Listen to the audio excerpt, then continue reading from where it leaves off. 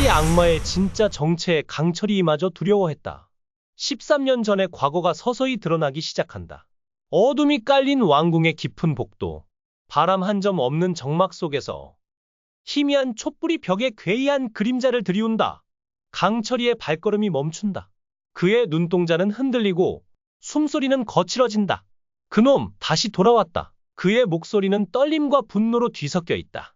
강철이 그 누구도 두려워하지 않는 악기조차 지금은 본능적으로 몸을 움츠린다. 그 존재, 팔척귀가 바로 코앞에 있다. 13년 전 강철이은 이미 왕궁의 비밀을 알고 있었다. 이곳은 단순한 권력의 중심이 아니었다. 왕궁은 원한과 저주로 얼룩진 영혼들의 소굴이었다. 그 중에서도 가장 무서운 것은 복수기들. 그들은 배신당한 자, 억울하게 죽은 자, 그리고 잊혀진 자들의 울부짖음으로 가득했다. 하지만 그 모든 복수기를 압도하는 존재가 하나 있었다. 바로 팔척귀. 강철이조차 그 이름만 들으면 심장이 얼어붙는 그와 동급의 힘을 가진 유일한 악령. 팔척귀는 단순한 귀신이 아니다. 그것은 저주 그 자체다. 240cm에 달하는 거대한 검은 실루엣, 피를 얼리는 냄새, 그리고 가까이 다가가면 생명을 앗아가는 기운. 하지만 그 이면에는 누구도 모르는 비극이 숨겨져 있다. 강철이의 기억 속 그날 밤은 아직도 선명하다. 달빛조차 숨을 죽인 새벽, 왕궁의 후원에서 비명이 울려 퍼졌다. 선왕의 칼날 아래 8명의 목이 차례로 떨어졌다. 그들은 팔문가, 왕실을 지탱하던 고귀한 귀족 가문의 수장들이었다. 팔문가는 8문파로 나뉘어 왕실의 군사, 재정, 의례를 책임졌던 거대한 세력이었다. 그들의 충성심은 왕가의 방패이자 창이었다. 하지만 선왕은 그들을 배신자로 낙인 찍었다. 역모를 꾸몄다. 단 한 통의 임명서신? 그것이 팔문가의 몰락을 불렀다. 증거도 재판도 없었다. 선왕의 광기 어린 명령 아래 팔문가의 8수장은 단숨에 참수되었다. 그들의 피가 대지를 적시며 원한의 울부짖음이 하늘을 찔렀다. 우리는 결백하다. 마지막 수장의 외침은 저주가 되어 공기 속에 스며들었다. 그 순간 강철이은 멀리서 그 광경을 지켜보고 있었다. 그의 눈앞에서 8 영혼이 하나로 뭉쳐지며 검은 그림자가 솟아올랐다. 팔척귀의 탄생이었다. 팔척귀는 단순한 악령이 아니다. 그것은 팔문가 8수장의 분노, 슬픔, 그리고 억울함이 뭉쳐진 저주의 결정체다. 8 영혼은 각기 다른 원한을 품고 있다. 누군가는 가족을 잃은 슬픔을, 누군가는 배신당한 분노를, 누군가는 진실을 알리지 못한 후회를 안고 있다.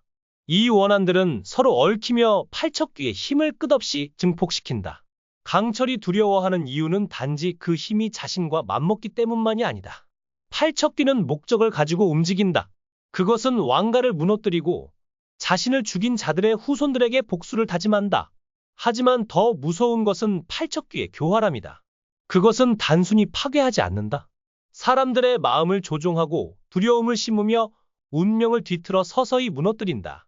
13년 전 강철이은 팔척귀와 처음 마주쳤다. 그날 그는 여리를 처음 만났다. 어린 여리의 맑은 영혼은 팔척귀에게 완벽한 그릇이었다. 팔척귀는 여리의 몸을 통해 왕실에 침투하려 했다. 하지만 강철이를 막았다. 그는 여리를 지키기 위해 자신의 힘을 모두 쏟아부었다. 그 대가는 컸다. 강철이은 윤갑의 몸에 갇히게 되었고 팔척귀는 잠시 봉인되었다. 이제 팔척귀가 다시 눈을 떴다. 원자의 몸속에서 잠들어 있던 그것은 데비마마의 주문에 의해 서서히 깨어나고 있다. 하지만 이번에는 다르다. 팔척귀는 더 강해졌다. 13년 동안 쌓인 원한, 그리고 왕실의 부패와 배신이 그 힘을 키웠다. 강철이은 알고 있다. 팔척귀를 막으려면 여리가 필요하다. 그녀의 무녀 혈통, 그리고 맑은 영혼만이 팔척귀의 저주를 끊을 수 있다. 하지만 그 과정에서 여리는 죽을지도 모른다. 강철이의 마음은 갈등으로 찢어진다. 그는 여리를 지키고 싶지만 동시에 팔척귀를 영원히 없애야 한다는 것을 안다. 한편 여리는 윤갑의 영혼을 되찾기 위해 점점 더 깊은 어둠 속으로 걸어 들어간다. 그녀는 아직 모른다. 팔척귀가 단순한 귀신이 아니라 한 가문의 비극과 왕실의 죄악이 얽힌 거대한 저주라는 것을. 왕궁의 하늘은 점점 더 어두워진다. 바람은 차갑게 울부짖고 어딘가에서 팔척귀의 웃음소리가 들리는 듯하다. 강철이는 칼을 뽑아들고 어둠 속으로 걸어간다. 그의 눈에는 결의와 두려움이 공존한다. 이번엔 놓치지 않겠다.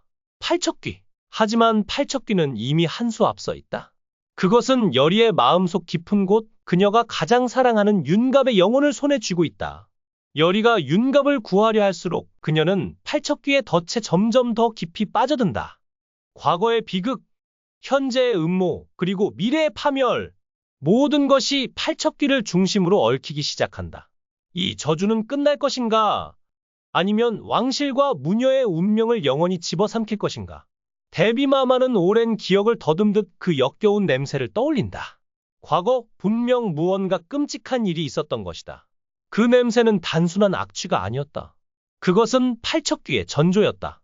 데비마마는 귀신을 쫓는 맹인을 불러 도경을 외며 굿과 유사한 의식을 시작한다. 주문을 읊으며 원자의 몸속에 잠들어 있는 팔척귀를 깨우려 한다. 주문은 점점 더 강렬해지고 그 존재는 서서히 눈을 뜨기 시작한다. 같은 시각 강철이도 그 기운을 느낀다. 그놈이다. 단 한마디. 하지만 그 말은 기물 중에서도 차원이 다른 존재가 다가오고 있음을 암시한다. 강철이의 목소리에는 두려움과 확신이 뒤섞여 있다. 한편 여리는 우물 귀귀신 수살귀의 원한을 풀어주겠다며 윤갑의 영혼을 찾으려 한다. 하지만 충격적인 말이 그녀를 기다리고 있었다. 그를 찾으면 내가 죽는다. 윤갑의 영혼은 이미 팔척귀에게 사로잡혔다. 팔척귀의 등장은 이제 단순한 공포의 대상이 아니다. 그것은 왕실, 무녀, 그리고 이 드라마의 본격적인 서막을 알리는 상징이다. 이번 화에서 또 하나의 중요한 열쇠가 드러난다. 바로 왕이 지니고 있던 안경이다. 이 안경은 경기석으로 만들어졌다. 경기석은 여리의 할머니가 나라곳에 사용했던 암컷 경기석에서 유래된 것으로 보인다. 즉, 왕은 오래전부터 팔척귀와 관련된 기운을 감지하고 있었다. 여리의 할머니, 내떡이 역시 과거 나라곳을 통해 팔척귀를 쫓으려 했던 무녀였다. 결국 왕도, 데비마마도, 강철이도, 수살귀도, 그리고 여리의 할머니까지 모두가 팔척귀의 존재를 알고 있었다. 그렇다면 팔척귀란 대체 어떤 존재일까? 전통 괴담에 따르면 팔척귀는 약 240cm에 달하는 거대한 귀신이다. 검은 그림자 같은 실루엣을 지녔으며 가까이 다가가면 병들거나 죽는다고 전해진다. 하지만 이 드라마는 팔척귀를 단순한 괴물로 그리지 않는다. 팔척귀는 왕가를 무너뜨릴 저주, 무녀 가문의 숙적, 기물들이 두려워하는 절대적인 존재로 재탄생했다. 강철이조차 그 압도적인 기운에 즉각 반응하며 그놈이다 라고 내뱉는다. 여리의 할머니는 과거 팔척귀를 쫓았지만 끝내 성공하지 못했다. 수살귀는 윤갑의 영혼이 이미 팔척귀에게 잡혔다고 경고한다. 지금 팔척귀는 원자의 몸속에 잠들어 있다. 데비마마는 그 존재를 깨우려 하고 있다. 이 존재의 부활은 단순한 공포가 아니다. 그것은 왕실, 무녀, 기물, 그리고 인간의 모든 축이 뒤흔들리는 거대한 사건의 시작이다. 팔척귀의 정체는 무엇일까? 단지 강력한 귀신이 아니다. 그것은 왕실의 운명을 저주하는 그림자, 무녀 가문을 끊어내려는 숙명, 혹은 여리의 할머니 세대가 봉인했지만 끝내 잠재우지 못한 악신일지도 모른다. 아니, 어쩌면 팔척귀는 하나의 영혼이 아니라 1000년 이상 존재하며 수많은 영혼이 모여 힘을 키운 악기 중에 악기일 것이다. 이게 뭐야? 대체 무슨 일이야? 여리는 분노와 혼란 속에서 외친다. 날 미끼로 삼아 팔척귀를 불러내려고? 팔척귀가 윤갑의 영혼을 사로잡은 이유는 단순한 우연이 아니다. 이는 여리의 감정과 귀신의 세계를 동시에 무너뜨리기 위한 팔척귀의 치밀한 선제 공격이었을 가능성이 크다. 이제 이 거대한 존재를 쫓고 맞설 수 있는 유일한 이는 무녀의 혈통을 이어받은 여리뿐이다.